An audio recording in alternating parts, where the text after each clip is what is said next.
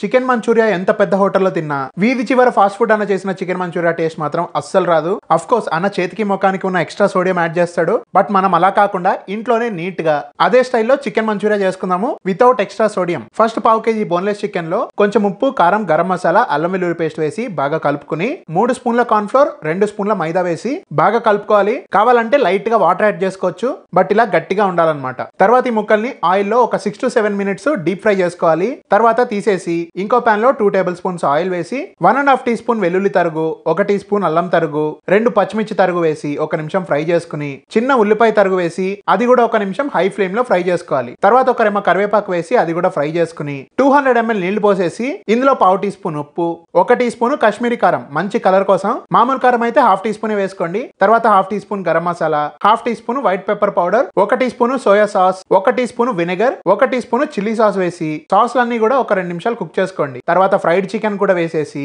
దగ్గర పడేంత వరకు హై ఫ్లేమ్ లోనే కుక్ చేసుకోండి. లాస్ట్ లో కొత్తిమీర చల్లేసేయండి. Fantastic street style chicken manchurian ready అండి. మీరు కూడా ట్రై చేయండి. అండ్ వీడియో నచ్చితే తప్పకుండా లైక్ చేసి షేర్ చేయండి.